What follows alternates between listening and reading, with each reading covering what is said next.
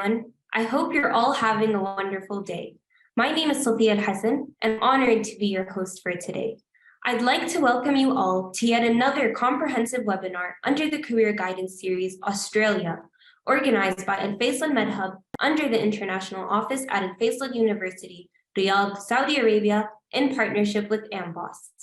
For those of you who don't know what Alfaisal MedHub is, Alfaisal MedHub is an initiative under the umbrella of the International Office College of Medicine that aims at creating an online global community of medical students. Alfaisal MedHub covers a broad range of topics that are common to medical students all around the world. Our primary objective here at Alfaisal MedHub is to help medical students learn more about the career opportunities available after graduating, as well as the steps involved in pursuing them. Since medical students are always confused about the path that's ahead of them, Alfaisal MedHub's Career Guidance Series addresses this challenge from the perspective of accomplished and experienced seniors. The Career Guidance Series Australia covers a series of webinars aimed to help our audience get acquainted with the residency process. Experienced doctors who have gone through this process will be joining us to explain and simplify everything you need to know, from an overview of the application process to Australian board exams, and even down to website navigation.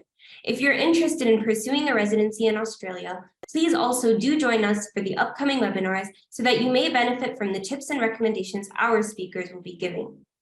For this webinar, we are excited to introduce you to Dr. Fayez Mourad, who will be delivering this webinar under the Career Guidance Series Australia, titled An Overview of the Residency Pathway in Australia. Dr. Fayez Mourad is an alumnus from the third batch of the College of Medicine, Alfaisal University, and a current resident medical officer in emergency medicine at Bunbury Regional Hospital, Western Australia, Country Health Services. He holds a general registration in Australia and is working to achieve his emergency medicine certificate with the Australasian College for Emergency Medicine. Thank you for joining us today, Dr. Fayez. We're looking forward to this exciting webinar. Thank you very much, Sophia, for the introduction, and thank you everyone for having me and creating such an amazing opportunity as well. I'm reflecting back on the times where I was a final year medical student at Alfaisal and intern as well, and I was myself exploring this pathway toward coming here to Australia and specializing, and I can tell you I was lost at the time. So hopefully I can help you guys out with what I sort of gained or explored in the past couple of years and make this process easier for you, inshallah. Again, thank you for the introduction. My name is Fayez, and currently I'm working as a RMO, a resident medical officer in the emergency department in a small city or town, more like a town in Western Australia. So it's this part of the country. And this town is called Bunbury. You can see it at the sort of southwest region of Australia. The reason why I included this map is basically to give you an overview of what Australia is. First of all, we do exist. And opposed to all of the conspiracy theories online that that question the existence of Australia. Yes, we do exist. It's a beautiful country. However, yes, everything here is trying to kill you in a way or another, but yes, we do survive eventually. So Australia is composed of a couple of regions. It's a very, very big country.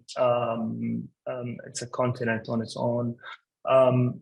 It's divided mainly into a west coast and an east coast, and then there is some land here in the middle that nobody lives in, pretty much.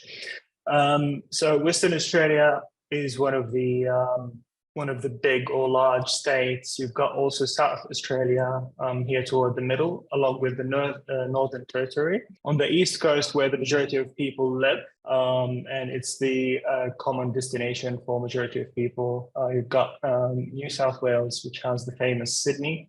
And by the way, it's not the capital of Australia. And then we've got the ACT, Australian Capital Territory, which has Canberra. So Canberra is the capital of Australia.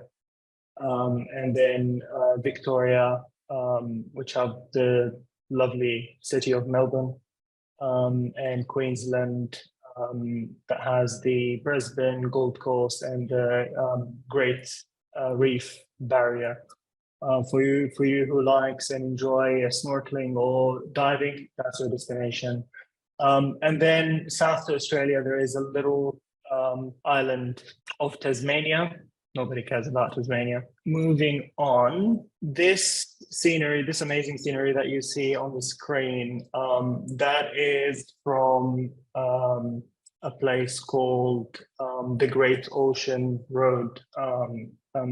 This particular area is called the 12 Apostles. There are 12 rocks. Well, there used to be 12 rocks in the middle of the on the beach, you know, in the ocean. It's an amazing drive, a very famous tourist attraction, one of my favorite areas to visit in this country. I would like to maybe start this presentation by sharing a little bit about my story toward coming here to Australia after being a student in Alfaisal and graduating from Alfaisal. As many of you basically will go through, I've graduated in 2015, finished basically my 5-year program, and then did my internship in 2016. And afterwards, I came to Australia. The reason why I chose Australia in opposed to other residency or common destinations that students choose to go to is basically I am an Australian citizen, so Australia is home for me. So that's one thing that I didn't have to worry about, all the visa stuff. Am I going to be able to come here to this country? Am I going to face difficulties acquiring visa? Alhamdulillah, that wasn't an issue for me. And I apologize in advance because I want to be covering that in this presentation. I'm not going to be covering the visa requirements, what visas should you sort of go for. However, I'm happy to maybe answer that after the presentation. As in, you can contact me. I'll share my email with you guys, and you can send me emails, and I can sort of direct you to the information that you need from that point of things. So finished my internship in 2016, came to Australia. Little did I know about the Australian requirement and the pathway to registration. I did some research, but at the time there was limited information, unfortunately, online. I don't know how you experienced it from that regard. Did any of you guys try and sort of look into what are the requirements to come here to Australia? So at the time, I couldn't find much information, unfortunately, and it was a struggle. I eventually came here, started asking questions, started sort of contacting people, doctors that I met here through friends and family, and then things started to get clearer by the minute. It's a lengthy, tricky sort of process, but inshallah, I'll be able to simplify it for you guys as much as possible. So I registered with, I found out what sort of registration authorities that I have to contact and register with in order to start the process. And then I went through the exams, which we will touch on, inshallah, during this presentation. Alhamdulillah, I passed these exams eventually. And then it took me some time to get my first job here in Australia. Alhamdulillah, now I'm working. This is my 3rd year into working here, and I'm working as a full-time emergency resident. So these are the objectives of this presentation. We're going to touch upon the Australian residency pathway, how to register and start your road and journey toward coming here, an overview of the Australian board exams, and what other exams that you might need to set in order to get your registration approved, and then how to apply for residency or secure your first job here in Australia. Then I'll briefly talk about what it feels like basically to work in the Australian system, mainly in the emergency department, but maybe an overview as well on other sort of fields. Two big names or associations that we need to remember throughout: the Australian Medical Council and the Australian Health Practitioner Regulation Agency, or what we like to call APRA. The AMC and APRA are the main associations that will be linked with you for life if you decide to continue working as a medical doctor here in Australia. Mainly actually APRA. AMC is going to be sort of the main association while you are going through the steps of clearing the exams. And then afterwards, APRA will take it from there and will continue bothering you for the rest of your life. All right. So in terms of the AMC, basically, when I came here, so the first thing that you have to do is basically register or create a profile with the Australian Medical Council. The aim or goal from the Australian Medical Council is basically to verify who you are as an IMG, International Medical Graduate. So they will verify your credentials, they will verify your degree, that you came from an acceptable, you graduated from acceptable listed university, which all of you Alfaisal University's graduates will be so. But nevertheless, you'll have to go through the process of that. So the first thing that you will do, you will go and go into the website of the Australian Medical Council, create a portfolio or profile, and then you will apply for something called the primary source verification through another sort of link or association called ECFMG, which I believe it's the same verification, primary verification that is used to verify your credentials in the States, as far as I know. As well as another one called Electronic Portfolio of International Credentials. I think they go hand in hand and they do the same thing pretty much. So basically what you would do is you would submit your degree and including which will require obviously your internship as well. So the degree that you receive from Alfaisal, as well as a letter that will state this student or this graduate has completed a internship in Saudi Arabia that was basically fulfilled these rotations. So both the degree of 5-year, let's say 5 years of studying medicine and an internship is what is required to have this part of your application successful.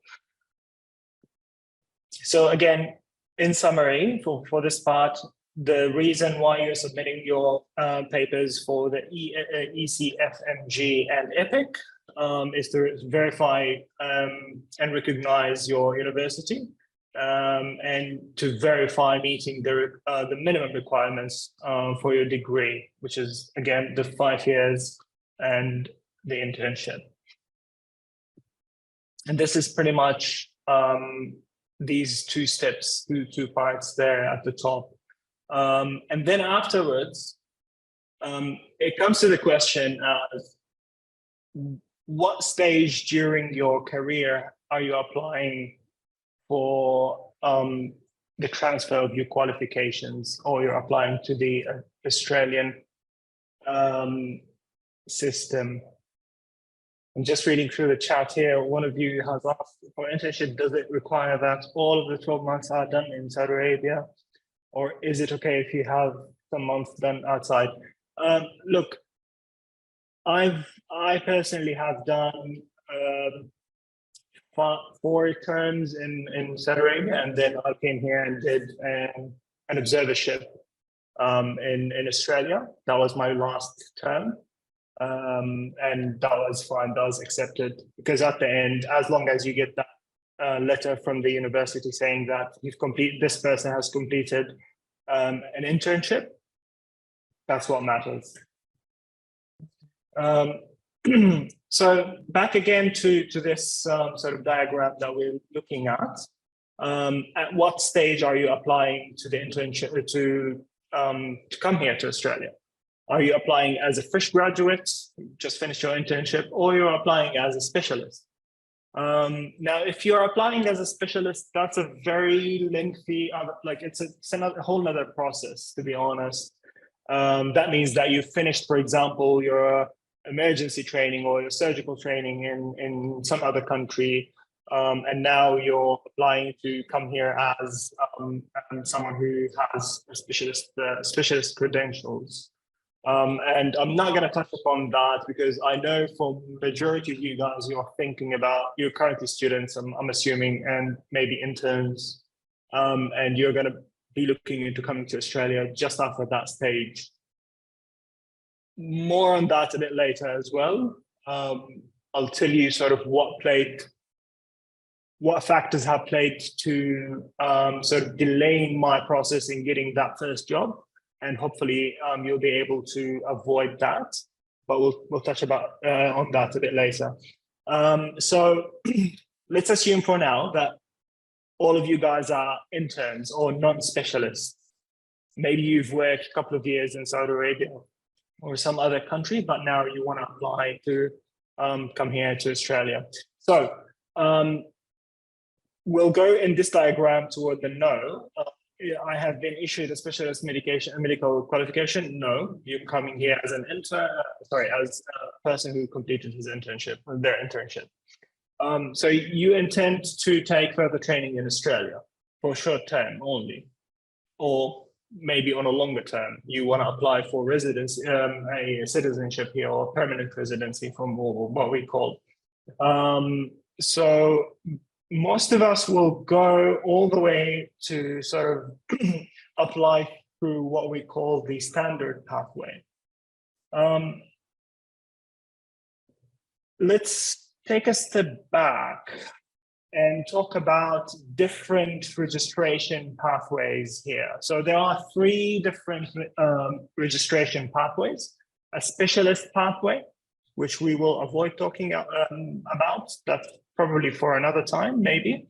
A standard pathway, which applies to majority of us, and a competent authority pathway. And each of these 3 pathways have their own requirements, their own eligibility criteria, and their own assessment methods. Your ultimate goal is, in the whole process, is to reach a general registration with APRA, okay? And you're going through this pathway, ticking all of the boxes to get to that registration. That's your goal right there. But to all of us, probably, I'm assuming, if we're all graduates of Alfaisal, we're going to go through the standard pathway. Why not the competent pathway? The competent pathway is only for people who graduate from Canada, Ireland, New Zealand, Singapore, the UK, and the States. That's it. Now, if you are a person who has been already granted general registration in any of those countries that I mentioned, then potentially you can come and work in Australia through the competent authority pathway. But if you're coming, for example, from Saudi Arabia as a fresh graduate, then or from any other country, frankly, you'll go through the standard pathway. Now, what does that mean? What does the standard pathway mean? Again, in this diagram is that pretty much what I've told you about the competent, the standard, and the specialist pathway. And the specialist pathway is sort of divided also into specialist and area of need sort of division, but we're not talking about specialist pathway at all in this presentation. So let's focus on the standard pathway. What does that mean to us? What are we going to go through? So we've registered now with the ANC, and they verified that we are graduates from Alfaisal University, who is a really great university, and we've all we acknowledge that this university meet the standards of that we seek here in Australia. Good. But the student, sorry, the applicant now has to go through the process of this standard pathway. There are two exams, or a main exam actually, that we have to go through, which is the MCQ exam. That's the first step in this standard pathway. You have to clear the MCQ exam. You can do that pretty much anywhere in the world. We'll talk about that in the next slide.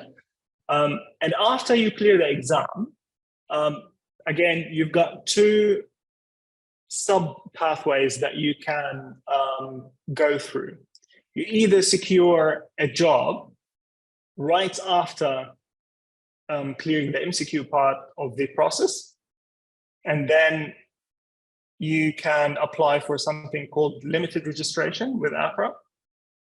And then afterwards, you have to complete 12 months of supervised practice, during which you have to either pass the clinical exam or go through something called work-based assessment.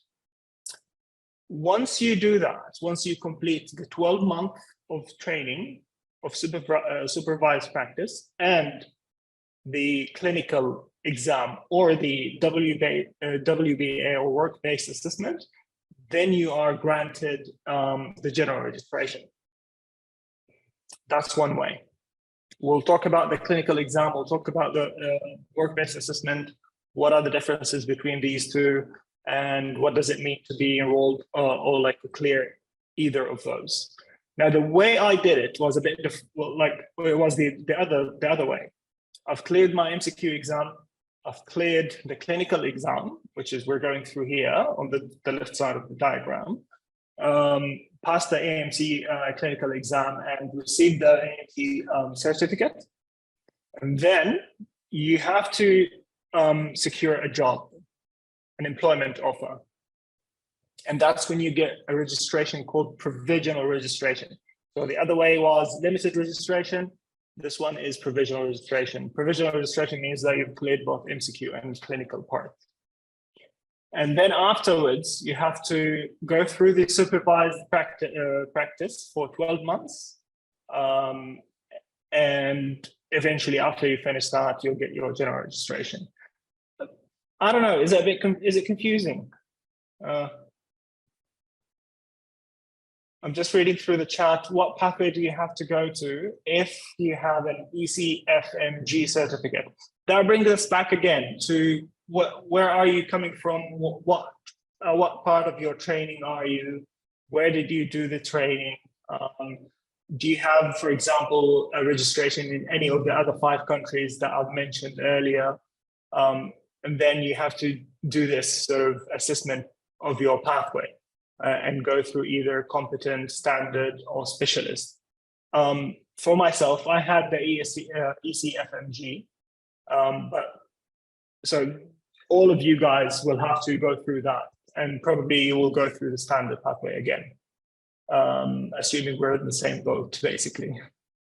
Okay, any questions so far? Is it clear?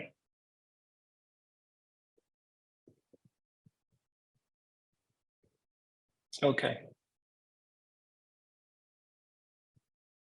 So again, this diagram, the AMC standard pathway. You pass the AMC multiple choice question. You either decide, you're either very lucky to get your first job or a job offer, and then you can decide whether to go with the work-based assessment or clear the AMC clinical. And then eventually you'll get your general registration after 12 months of practice, or you do the AMC MCQs, clear the AMC clinical while searching for a job, and then do the 12 months and get your general registration. Now, if you notice here, one of the important things, aside from doing the exams, is getting that first job or that job offer. Without the job offer, even if you clear both exams, you don't get any kind of registration. And that's what happened with me. I cleared the MCQs and the clinical, and then got my AMC certificate, but that doesn't mean that I'm straight on registered in the Australian system. No, it doesn't work that way, unfortunately.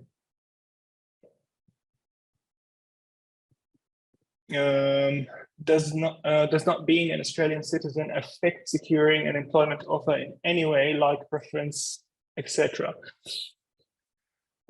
Look, that's what I thought. To my surprise, no, unfortunately. They take into account much more than that, which we will speak, we will touch upon that when we speak about securing your first job. So anyways, you've done your AMCs in whichever order of these two. You've secured your first job and you completed your 12 months of supervised practice. And now you've got your general registration. Now you stop being an IMG per se, okay? You're just a registered doctor in Australia with full registration. You're free to go, you're free to move. It's easier, life is easier for you. Okay, back to the MCQs now. What is the MCQ exam? What is it composed of? So it's a 3.5-hour exam that has 150 of A-type MCQs. So that means you've got one correct answer to each question from 5 options. And luckily, it's not one of those exams where if you answer if you give a wrong answer, you lose marks. No, it doesn't work like that. It is scored out of 500. It's a pass or fail exam. If you score above 250, good on you, you passed. If you score 249, you failed. That's it. Does it mean anything if you scored 270, 300, 450? Not really. But you should aim for it because that's what you want to maximize your chances of passing the exam. And it doesn't mean that you answered 75 questions correctly, then that's a pass. You might need, well, those 75 questions that you answered might not get you that 250 pass grade. But don't focus on calculating how many questions do you have to answer in order to pass the exam. Just focus on doing your best and preparing for it the way you should, doing your best during the exam, and then inshallah you're guaranteed the pass afterwards. If you fail to complete all 150 scored items, then that's a fail as well. And why does it say scored items? So all of this information that I'm actually telling you now, you can find it on the AMC website, but I've kind of summarized it here and picked the important points that I'd like to share with you. So scored items mean there are a few questions that will be sort of a pilot questions. You don't know which questions are pilot questions. You have to answer them all the questions, all the 150. There's no way out of it. Where can you set them? In any venue that has the Pearson VUE, whether in Australia or around the world. I've set this exam twice. So the first time I failed and I scored 249, which is painful. So painful. And I sat that exam in Turkey at the time. But then I sat it again in Australia and I passed. And it was a pass, it doesn't matter. It's just more than 250. When can you sit it? Usually it's available every month of the year, except December and January. So that's like the holiday season. There's nothing much like happening during these 2 months. So make sure if you want to register for this exam to plan it accordingly. There's usually 5 days during the month where these exams are set, and usually they're toward the middle of the month. You can access the exact dates and venues once you register throughout your like you registered your portfolio, you got your credentials verified, and then you will get access to the dates and venues. Which kind of sucks in a way, because you have to pay in order to create your portfolio and go through those for verification. You have to pay $600 Australian dollars, and then you have to sort of start going through securing your spot in this exam. Does it affect your chances when you sit again for exam? No, it doesn't. They don't look at how many times you sat the exam. They don't even look at the grade of the exam. Okay. How much does it cost? It costs about, well, the cost is increasing from the time actually I've sat the exam. I think at the time it was $2,500. Today or this year it's 2,920, which comes about to like 7,000 Saudi riyals. Where can you prepare for this exam? What are the resources? There used to be a book, which I will show you a picture of later.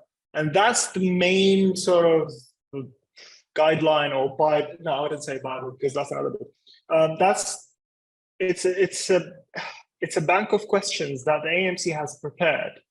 And you have to at least go through that book and read every question and understand how the exam, what are the requirements of the exam and how the exam is sort of built. What do they expect from you in order to pass? Okay, so again, exams, they're not representative of how much you know or how good of a doctor you are. I think it's just an exam that you need to learn what they expect from you, and then accordingly, inshallah, you'll be able to pass. Unfortunately, this handbook of multiple choice question, which is referenced here, is out of date. When I did the exam, it was out of date. It was, I think, last updated 15 years before I took the exam. So imagine now. So apparently they are replacing it with an application now, but they're still working on that. And I couldn't find a date or a time to which this application will be ready for use. They also stopped selling that book on their website. However, I managed to secure a soft copy from one of my friends, one of my colleagues, and I will share that with you guys. Same thing applies for the clinical exam as well. The main resource that they used to sell on the website is now, which was also out of date, is now no longer sort of sold, and I've got a soft copy of that as well. There are other, there is actually on the AMC website, there is a trial examination. It has, I think, 15 questions that will make you at least understand how do they build their questions and, what do they sort of cover. But 15 questions doesn't tell you much, to be honest. Now, what's the material that they cover in this exam? That is the answer is in this slide. So is it basic? Is it basic knowledge? I would say. Is it basic? Do we go back to the basics like anatomy, pathology, and pharmacology, and all that stuff? Is it equivalent to the step 1, for example? No, it's not. It's equivalent to step 2 in the United States. These are the components or the blueprint of the exam. 30% of these MCQs will come from adult health, medicine, and then adult health surgery. And about 12.5 and 12.5 across all the other components. So that's women health, child health, mental health, and population health. All of these components, you should probably be familiar with as a fresh graduate. You will know most of this stuff. The population health is what is kind of unique to Australia. We've got a huge part of the population, or an important population here in Australia, who are the Aboriginal population. So these are the native population of Australia. They do have certain kind of lifestyle, and that lifestyle put them at risk of certain, let's say, medical conditions. So things are done differently when it comes to them, to serve them better. So I think they sometimes focus on that component, and that's where most of us usually fail, or lose marks, at least, not fail. But if we go back to the resources here, they do have suggested reading materials on their website that will cover most of these components. There is a important reference. I don't know if I actually mentioned it here. It's a book called The Principles of General Practice by Mortag. That's basically the Bible of general practice here in Australia. Use it as a reference. Don't use it as a study. You can't study from it. It's like, I don't know, a couple of hundred pages of material. You'll never finish it, but it's a good reference all in all.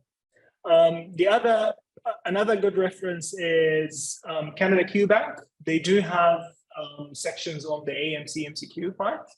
I've used it myself. I found it quite helpful. Another important preparation source is what we call bridging courses. And these bridging courses provide usually material, study material, lecture in the forms of lectures and mock exams. They're usually done here in Australia. Recently, since COVID, they started doing part of it online. I've took the bridging course myself for both AMC, MCQ, and clinical parts. They're quite helpful. They familiarize you quite well with the way the questions are structured, what you need to cover, and all of that. But they are also pricey. They add up to your expenses of transitioning to this country.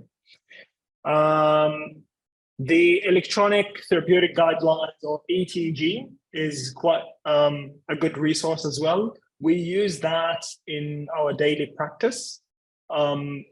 Unfortunately, it's not a free. It's not a free resource. You have to pay, I think, $300 per year to access them. Lucky us as sort of doctors in the hospital that I work in, we get access to that by free, for free. And we reference it literally in everything that we do on the daily.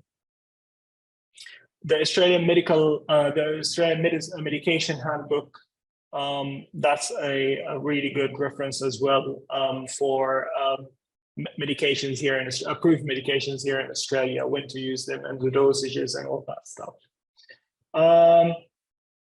However, I've really never sort of went back to AMH, the Australian Medicine Handbook, during preparation for this, for my exams, whether it be the clinical or the MCQs. They don't usually ask you about like dosages and stuff. They could ask you about treatment options, but not dosages. Anyways, any questions about the MCQs?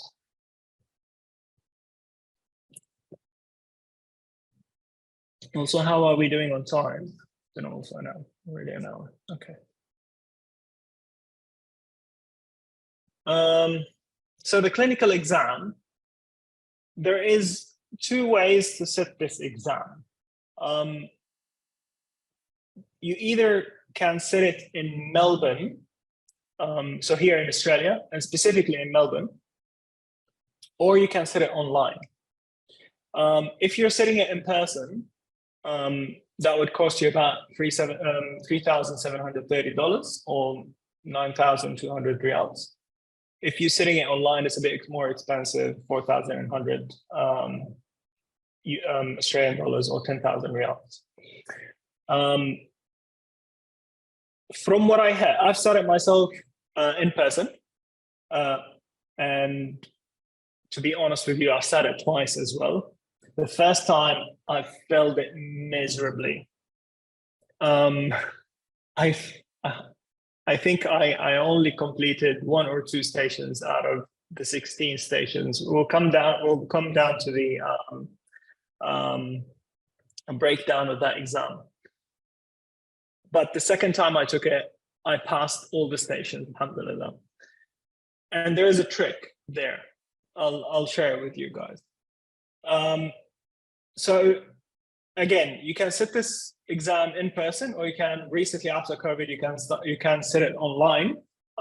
Lots of people who sat the exam online recently have told me that the pass rate is much less when it comes to in comparison to the in person.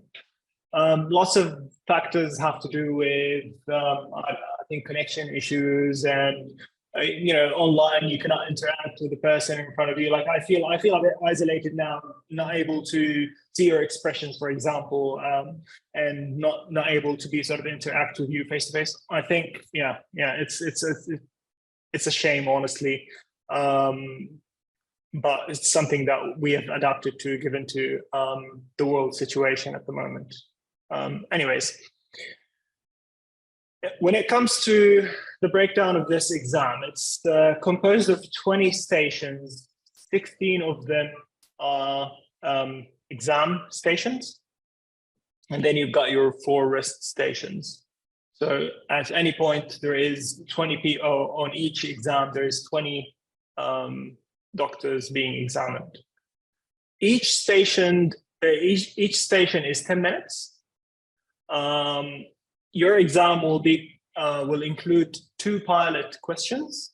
So these are not marked. So you're totally marked on 14 questions, 14 stations, and you have to pass at least 10 of the 14 assist stations.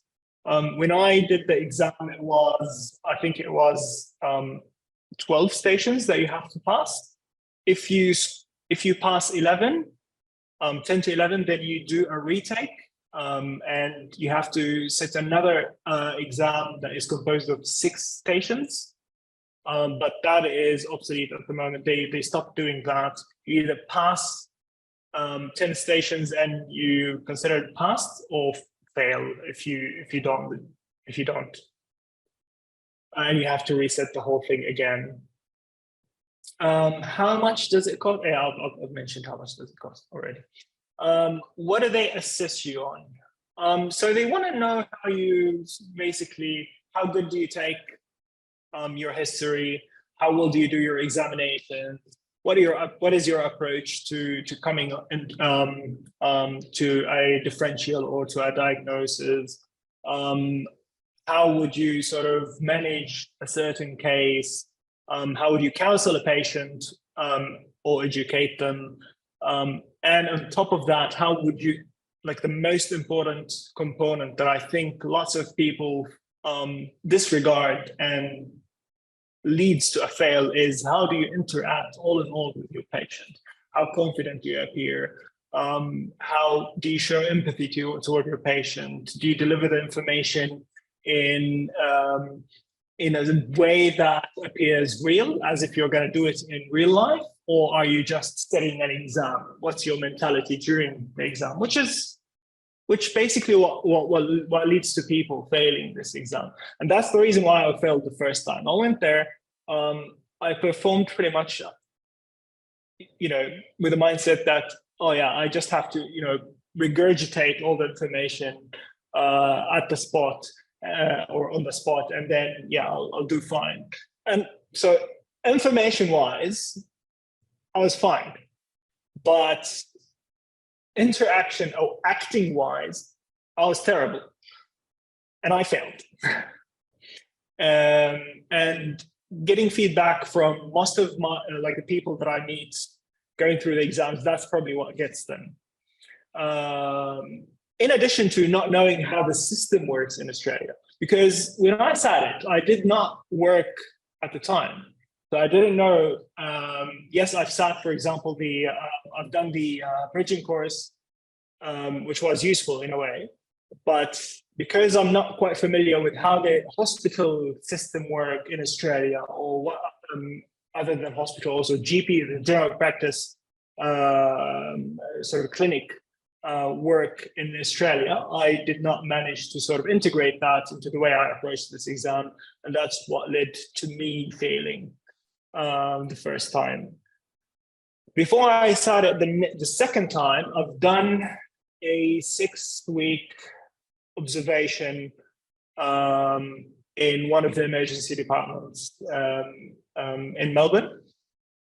And honestly, that made a huge difference during my second take. I think if you're lucky enough to secure this placement basically in one of the hospitals or one of the GP clinics, you'll pass that exam with flying colors. What are the topics that they cover? Basically, again, adult medical and surgical, OBGYN and pediatrics, along with mental health. I don't remember if they covered anything in regards to population health, but yeah, I don't think so. So basically, you're in front of that one of the stations now, standing outside the door. What are you gonna get? You're gonna get a scenario. For example, so-and-so old person presented with presenting complaint. They're gonna give you a couple of sort of signs and a couple of symptoms. They might give you an X-ray, for example, and they will give you afterwards a series of tasks. So you have to, for example, take history from this person, or okay, let's skip history. You have to examine them. So they've given you the history and the STEM in the scenario. You have to examine, do a focused exam, and then, for example, counsel them toward what you think the diagnosis is, or they might ask you to order, for example, the appropriate investigations afterwards. Anyways, it can be really any of the others, any of the stuff mentioned in the assessment domains, any of the assessment domains. And you've got only 10 minutes to do so. So 2 minutes to read the question on the, while you're standing outside, and 8 minutes to complete the task. And yes, that's not much, to be honest. So you've got to be quick on your feet, straight to the point, and at the same time, not lose your sanity, not lose your focus, and be able to sort of act confident and act with the utmost compassion. Yeah, these are the 2 handbooks that are out of order at the moment. The handbook of multiple choice questions and the AMC handbook of clinical assessment. Although they're outdated, I still recommend to any of you who are planning to sit the exam to read them. I think if you do so, you will understand a lot about these exams, and inshallah, it will help you pass. Read them cover to cover. There's no way around it. Coming to the work-based assessment, some of you might say, yes, okay, fine, I'll do the MCQ because, well, there's no way around it. The AMC clinical sounds difficult. Nah, not gonna do that. I'm gonna go with the other option, the work-based assessment. Now, are you eligible for that? Yes, you are, if you have a job offer, which is, to be honest, sometimes could be the issue. If you're lucky enough to have a job offer, There's a little bit of also an issue here, or a speed bump. It has to be in one of the programs or one of the hospitals that offer work-based assessment. I believe there's only 17 accredited programs in all of Australia, which are listed also on the AMC website. I'll provide you with links to pretty much all of this stuff, inshallah, in a document that I'm preparing for you guys. It will have all of what we've discussed with some really helpful, inshallah, links. So yeah, 17 programs that offer WBA. The cost is $1,000, which is really good in comparison to the others. But this $1,000 goes to the AMC. The hospital will charge you a fee as well for undergoing the WBA pathway, and that will be deducted from your salary. If I remember correctly, it's about $14,000 a year. So to go through this, they will take from your annual salary $14,000. And this is basically the pathway or the eligibility criteria assessment in here. What does it cover? Usually the WBA, it covers, usually you're going to be assessed on a weekly basis, sometimes fortnightly. There will be large, like more thorough assessments at the end of each month. You'll have to go through certain rotations. You have to go through the a term in medical, basically, and a term in surgical, and a term in ED. And the year is usually 5 terms, and that applies mostly in all of the hospitals here. As a resident, you usually rotate in these departments. But in order to complete the WBA, you have to go through these 3 terms, and then whatever you desire or whatever you choose to do for your next for the next 2 terms. Any questions so far? Because at this stage we completed the exam, the part about the assessment and the examination and all of that stuff, the registration, the AMC part. I'll give you a minute just to think of any questions and then write it. Feel free to also ask in person if you want. The most difficult part of the process. So so the most difficult part, there wasn't one part, to be honest, that was difficult. There was difficult parts at different stages, to be honest. I think the first difficult part that I faced is basically, what am I getting into? Where does this process start? Where does it end? I unfortunately had no one to tell me, no one to guide me about on this. I had to discover it all pretty much on my own. Yes, when I registered in those bridging courses, I got to ask people, I got to be surrounded by people who are going through the same process, but most of us were a little bit lost as well. I would say the way to overcome these difficult parts would be having connections in a way. So people that you could ask for guidance, people who you could learn from their experience, and guide you through how to overcome these obstacles. To be honest, I think that's one way. And perseverance. I mean, you have to have the willpower to go through all of this and have a goal that is set in front of you, and at the same time not forget, why did you start? Why are you taking this journey to begin with?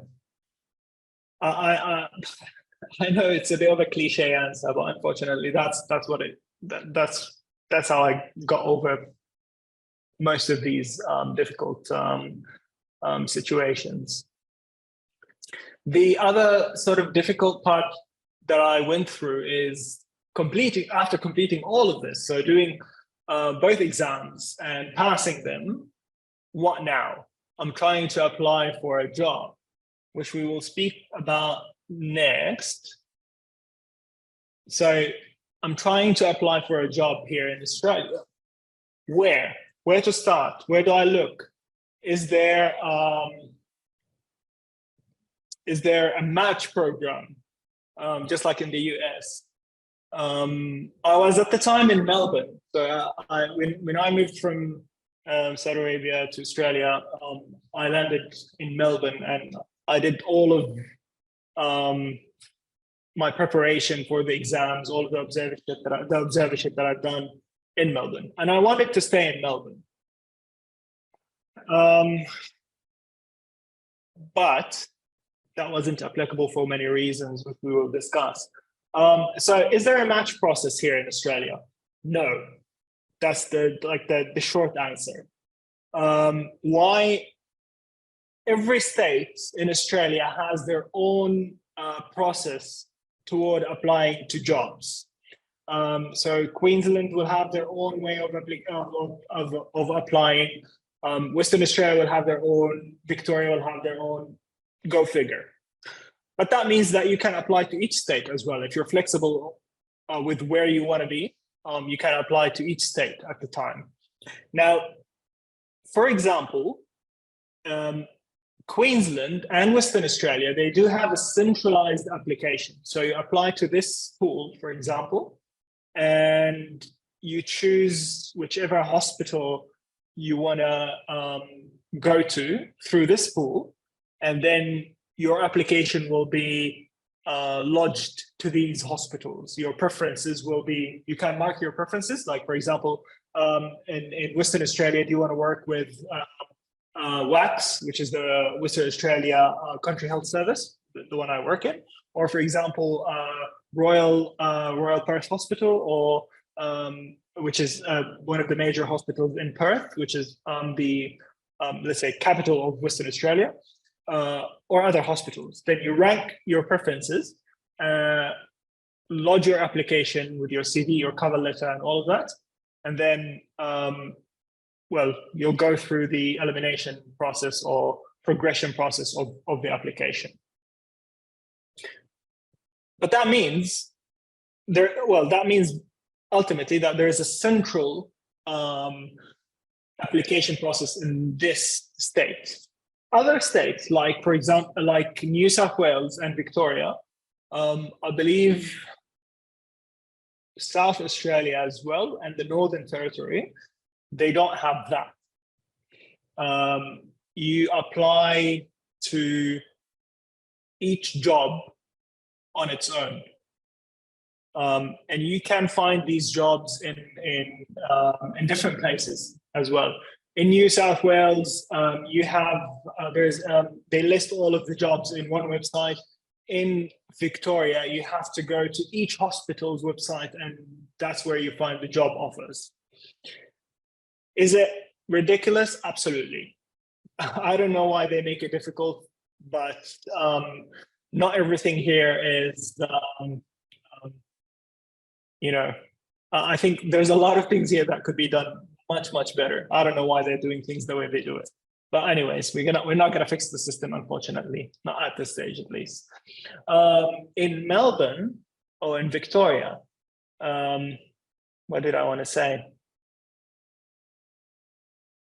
Sorry, the point has went away. I'll remember it. I'll get back to it. So okay, now that there isn't a match system, yes, I remembered. So in Victoria, there is actually a match system, but it's only for local graduates, which is again not fair. But what can we do? Us international graduates, we have to try our luck, approach hospitals, or apply through these centralized applications and wish for the best. Where to apply? Do I want to apply for metropolitan or main cities like Melbourne, Sydney, Brisbane in Queensland, Perth in Western Australia, or Adelaide in South Australia? You could try your luck.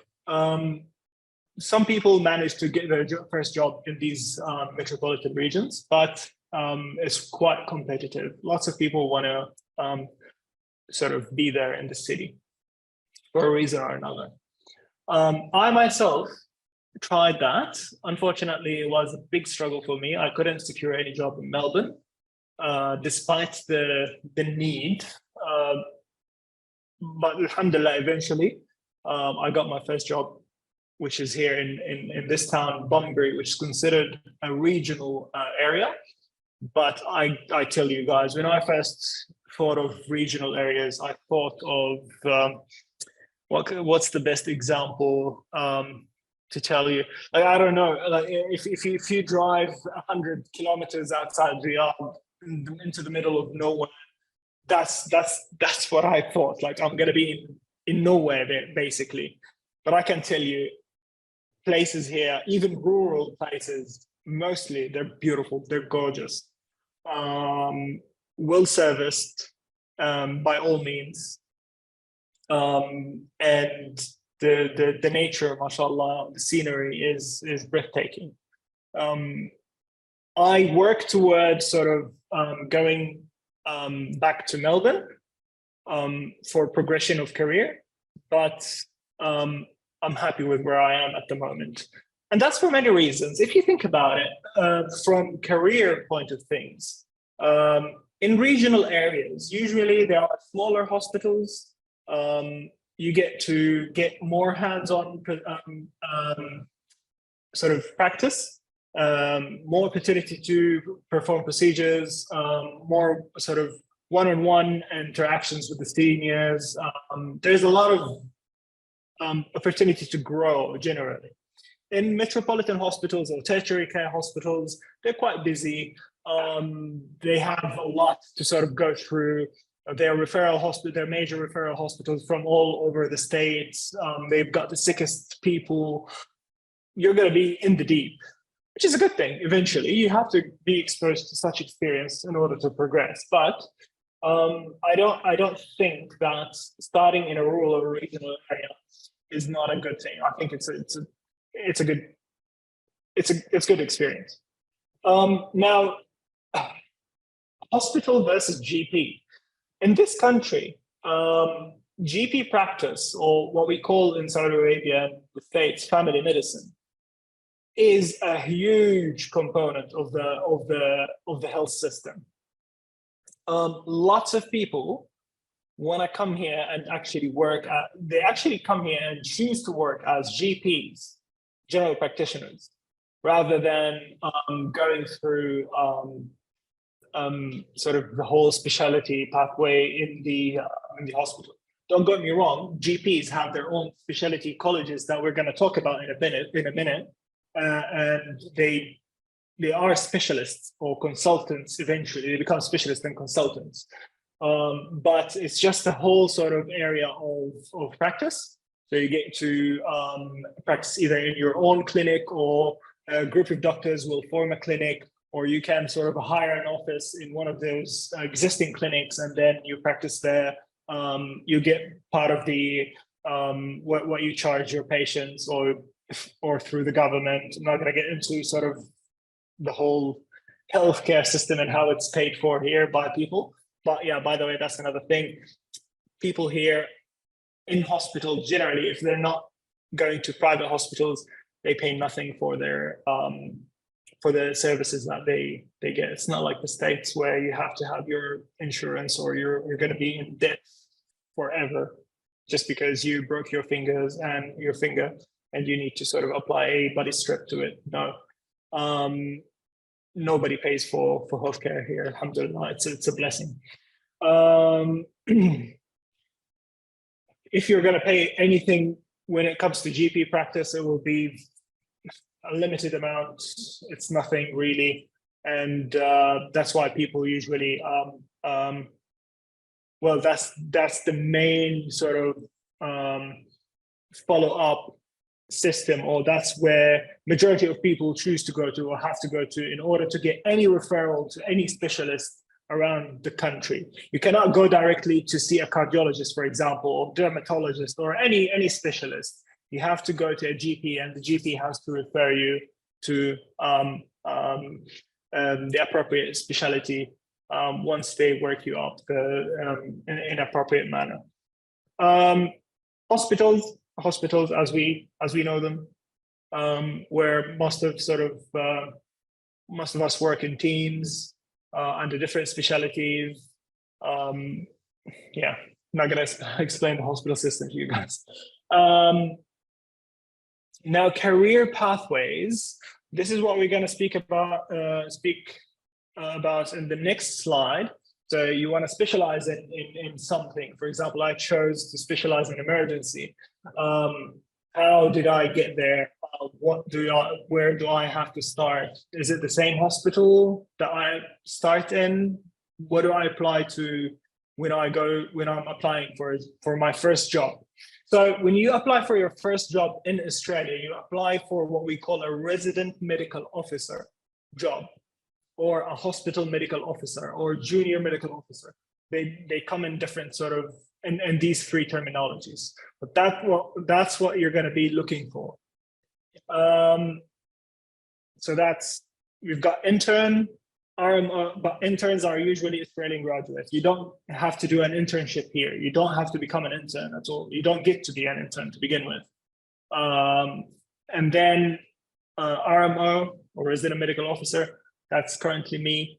And resident medical officer, you can be either what we call a rotational medical officer, so where you go through different department every month. Sorry, not every month, every term, and usually there's 5 terms a year. Or you can choose to, for example, once you start, initially you will start as a rotational medical officer, because that's how you're going to clear your 12 months of supervised practice. You have to do if you remember, you have to do the medical, surgical, and emergency rotations, along with 2 other terms in whichever you choose.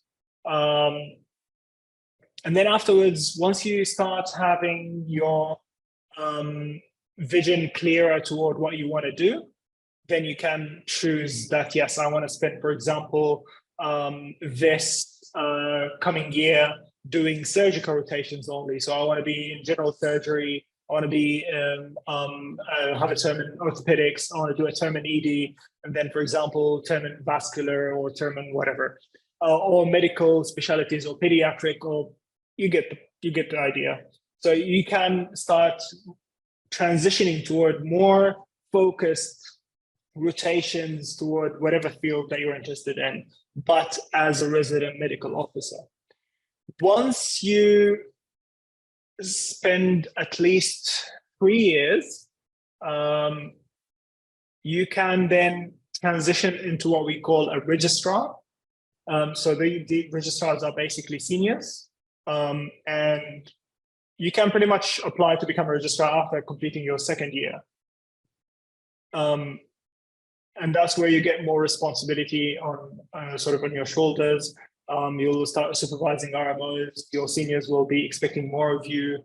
Your knowledge and your practice will have to match that level of responsibility that you have. And that's when you decide. That's when you apply. Sorry, that's when you start your training in the field that you want, per se. What do I mean by that? So, for example, let's jump into the next slide. These are the Royal Colleges, or the Australian Colleges of Speciality here in Australia. There are 15, I think there's 15 of them. Yep, there's 15 of them. In whichever field that you decide to progress in or specialize in, you have to apply to the respective college of that specialty. Register with them after you meet the requirements, and then afterwards practice as a trainee registrar in whichever hospital you are in Australia, as long that this hospital is accredited to have you as a trainee registrar. So, for example, how does that transfer to myself? I'm interested in emergency medicine. This is what I'm doing now. So the college that I will be registering with is the Australasian College of Emergency Medicine, as well. We know it as ASEM. So I applied to ASEM. They accept me into the program, and then I start practicing as a registrar or a trainee registrar. Different colleges have different sort of requirements. For emergency, for example, they require you to do at least 6 months of emergency rotation, and then in the past year before you lodge your application. Once you lodge your application, you'll have to have 5 consultants from the emergency department that you work in recommend you for registration within the college, and afterwards you'll get into it.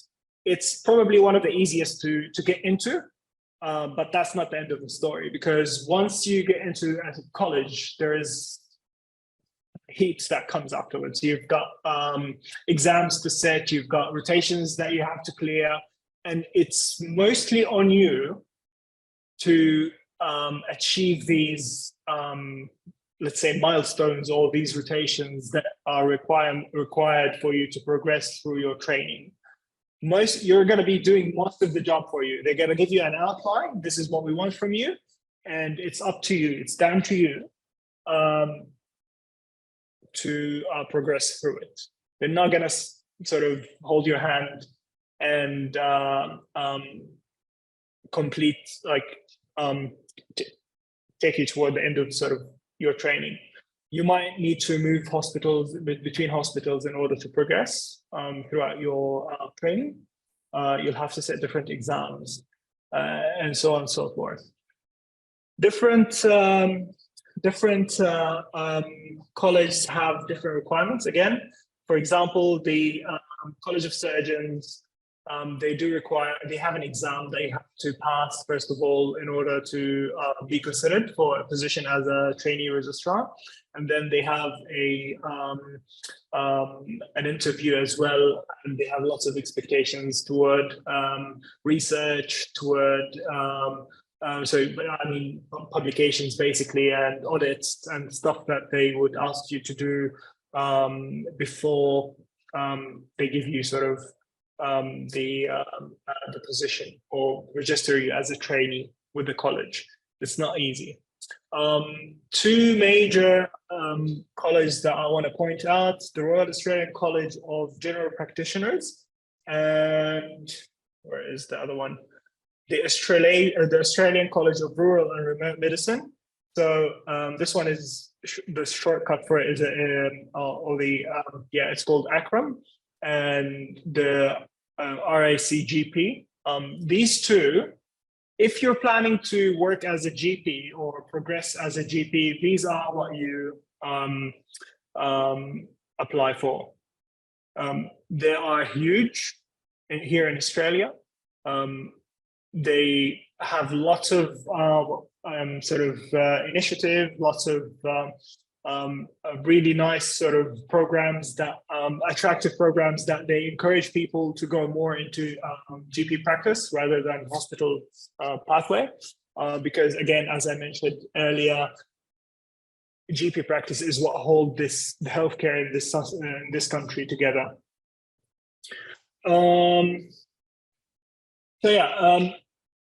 Back to sort of this line over here, RMO registrar, which can be a trainee registrar with which means that you are actually registered with one of the colleges, or just what we call a service registrar. So that means that you are one of the seniors who are working in the emergency, for example, or in the surgical team, but you're not registered with a college. Your training time doesn't go into your progression throughout your training. Does that make sense? Sorry, I know that things are a little bit tricky or a little bit sort of vague, but am I making sense? Anyways, after becoming a registrar and finishing certain years of experience, even if you're not registered in a college, you become a senior medical practitioner. If you're registered in a college, the expectation that eventually you'll become a consultant, not a senior medical practitioner, if you finish all the requirements and the fellowship exams of your allocated college. So that's what I had in mind about career here in Australia.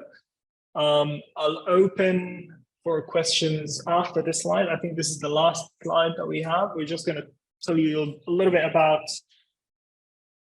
sort of what I'm doing as an emergency resident so far. So what I'm doing currently, am I registered with ASIM? Yes, but I'm registered to do something called an emergency medicine certificate. And so I'm not registered for the training yet. I haven't registered for the training, but I'm clearing this emergency medicine certificate, which inshallah will help me to get into the training without any sort of issues. So it's one, the requirements for, or this certificate takes course over a year. You have to complete a handbook of a list of procedures. You have to do certain assessments, and you have to complete at least 6 months of placement in an emergency department.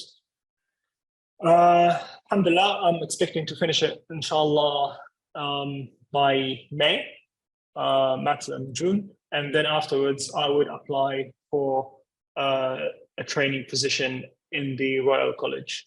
Now, that brings me back to one point that I haven't mentioned. The applications to these colleges, they do have a timeline. For example, the ASIM, the Emergency Medicine College, they do open application twice a year. They open them in between May and August, or between, I believe, January and March. So that will be the time where you apply to become a trainee in any of the, in ASIM, in the emergency one.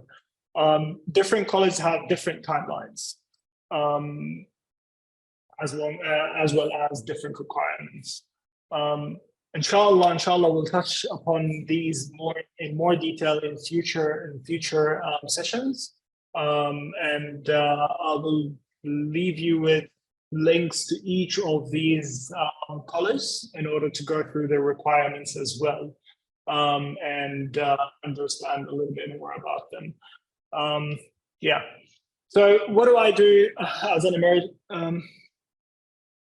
I'm just reading through one of the questions here. I have heard that a shortcut for IMGs to Australia to avoid the expensive fees and limited study resources is to do the PLAB exams and complete 2 foundation years in the UK, and then go through the competent pathway.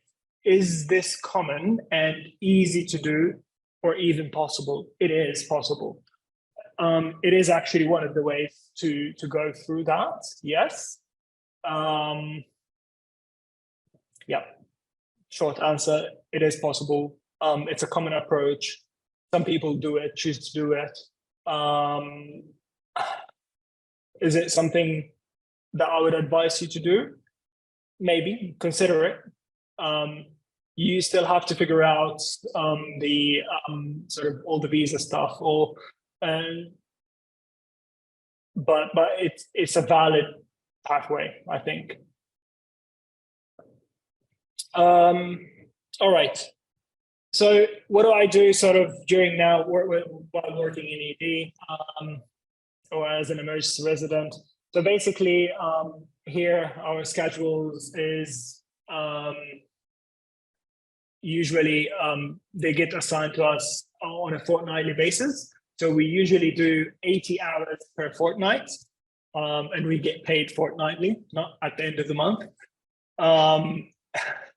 Different shifts, distribution. We do morning shifts that go from, and it's usually 10-hour shift each. So morning shift from 8 to 6, evening shifts from 1 to from 1 o'clock in the afternoon till 11, and then night shifts from 10:30 to 8:30. And that applies for residents and registrars. Consultants have different schedules. They have different working hours, and they don't do night shifts. That's one of the good things. There's always a consultant on call during the night. They don't have to be present, though, in the hospital. But if things hit the fan, as they say, they're required to come. What else? What do we see here in this sort of in the town of Bunbury or Bunbury Hospital? Variety of cases on different level of complexities. However, since we don't have some services like neurosurgery, we don't have, for example, vascular, so we just have general surgery in terms of surgery. Then we have to refer majority of surgical cases, or some decent number of surgical cases, to the metropolitan, one of the metropolitan hospitals, which is 2 hours away by ambulance. I think an hour away by the helicopter. Otherwise, we do have pediatric services in our hospital. We do have OB-GYN hospital services. We do have a small ICU that has about seven HDU beds and 3 ICU beds, so high dependency beds and intensive care beds. So total of 10. What else? In terms of how many patients do we see in our emergency per day? Average of 200 patients. The expectation is each doctor would see at least 10 patients a day. Sometimes we do see more. Sometimes you spend the whole day just trying to keep one patient from sort of dying or solving, I don't know, a very complex patient. And other days you're faced with the everlasting issue of emergency of bed blocks. Basically, you don't have beds or places to see patients in the entire hospital. So yeah, that's an issue here as well, unfortunately. I cannot think of what else I can add to that. Working in Australia, I find it quite fruitful. It's nice, it's challenging. Reflecting back at the process that I went through to get here, I think, alhamdulillah, it's worth it. And I still have a lot ahead of me, probably, to go through career-wise, applying to the training in the college, progressing through that. It's not going to be easy. It's going to be challenging.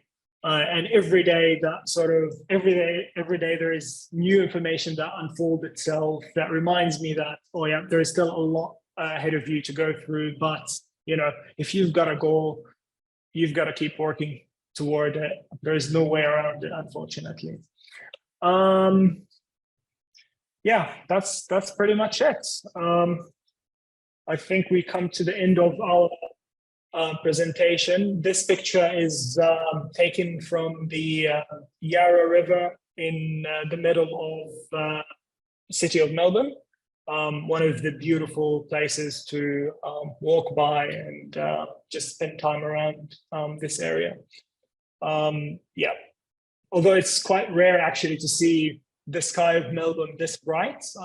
It's usually gloomy. It's the city of 4 seasons, they call it. So you experience all 4 seasons in one day. Yeah, go figure. Any questions? Feel free to ask, like unmute your phone, your microphone, and ask questions. Okay.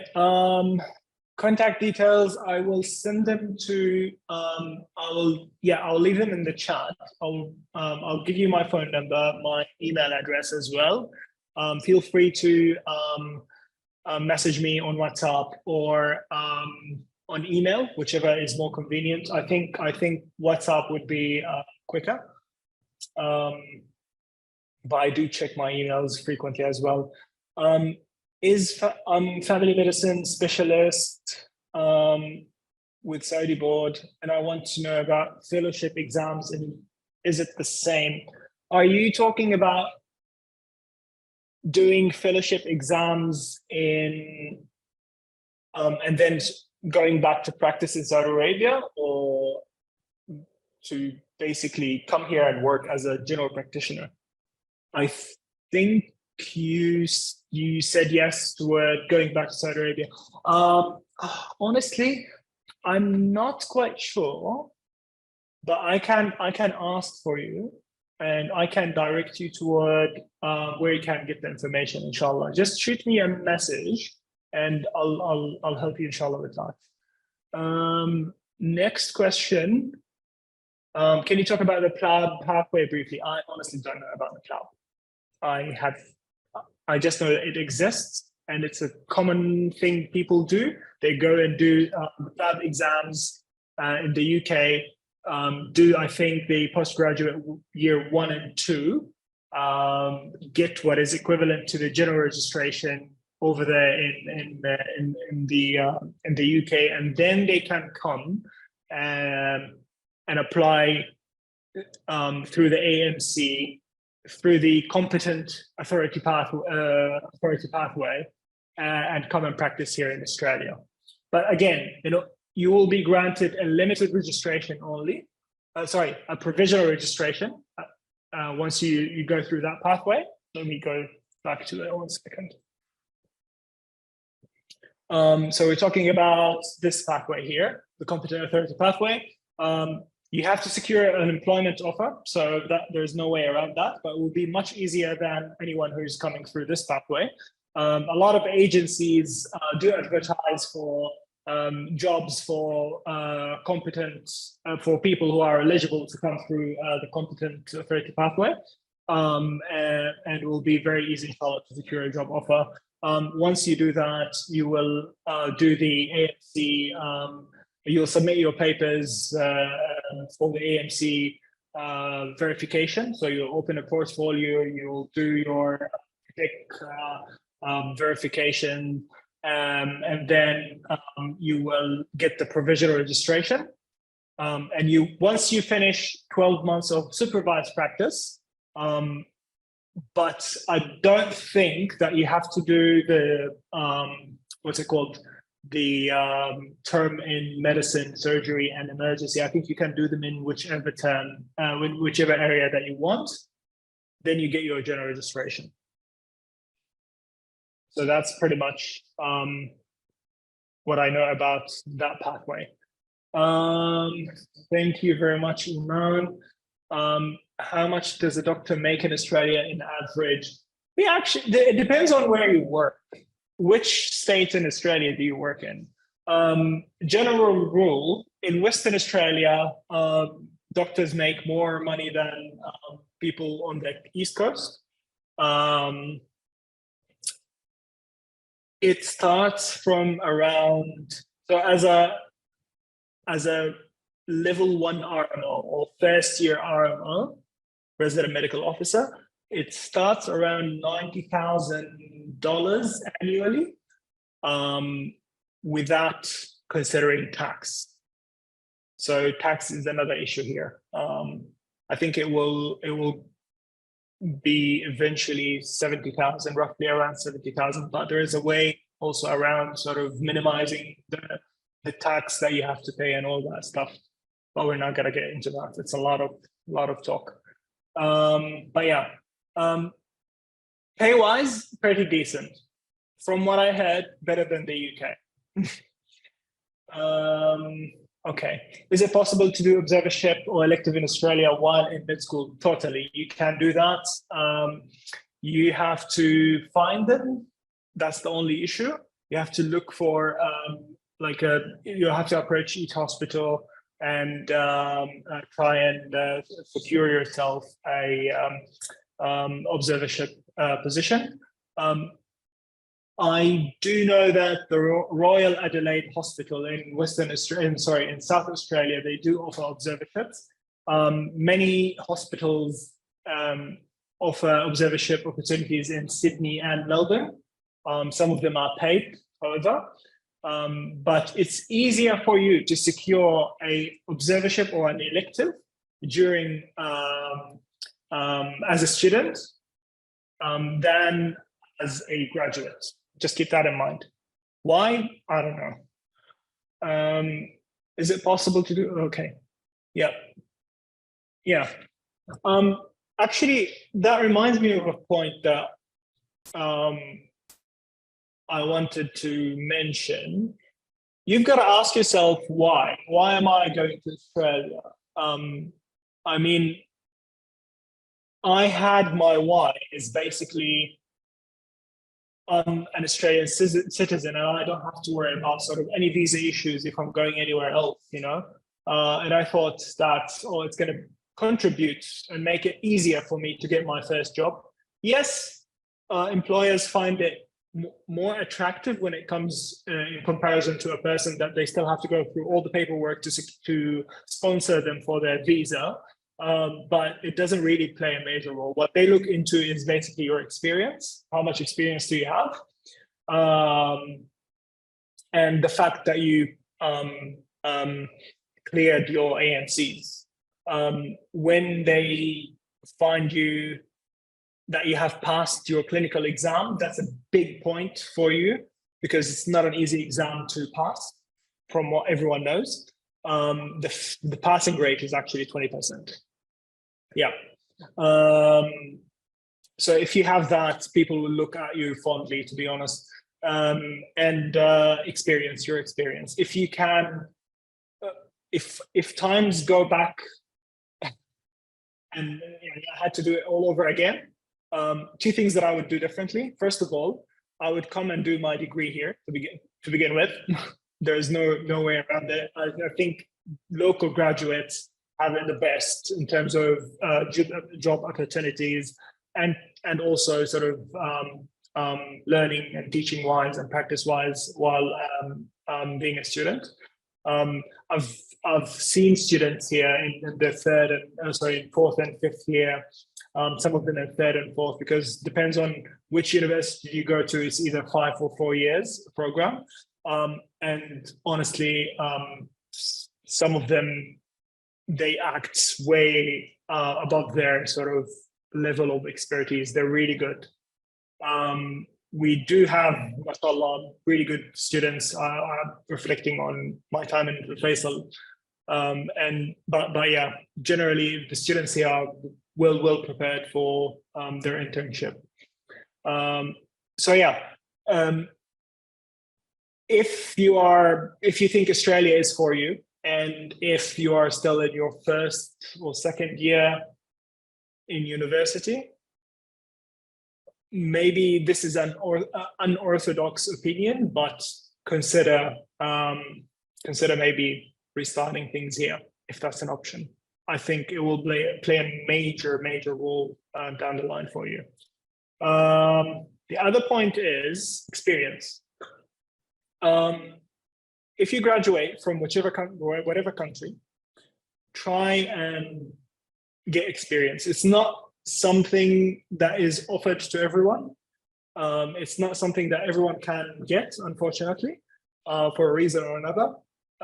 But if you can get experience working in anywhere, that will add to your chances of transitioning easier to here in Australia. Even if you're working as a service doctor for example, in Saudi Arabia or something like that. Yeah. Any other questions? I'm just going to type in my email and my phone number for anyone who wants to get in touch, again, feel free to get in touch, ask any questions that you have. Inshallah, I'll try to help you as much as I could, either sort of personally or by guiding you toward where you can get the information at least. Thank you for the informative presentation, Dr. Fayez. I'm sure everyone in the audience found it very beneficial. We truly value your experience and guidance. I'd also like to thank AMBOSS for their constant support. To everyone in the audience, thank you for joining us today. And our team hopes that you found this session as informative as we did. If you have any more questions, please feel free to put them in the chat now, or you can unmute and ask your question. Also, make sure to follow us on Instagram and Twitter and subscribe to our YouTube channel to receive the latest updates about all our upcoming events. I'll be linking those in the chat box. If you have any further questions and would like to contact us in the future, you can do so using our website link. I'll be linking that as well. Thank you once again to Dr. Fayez Mourad and everyone in the audience once again. And we hope to see you again in our upcoming webinars. Okay, thank you everyone for having me and giving me this opportunity once again. Best of luck to all of you in your career choices. And thank you, Sophia and the team for organizing this. Keep doing what you're doing. It's, I believe it's of a great impact. And good to be among Alfaisal people again.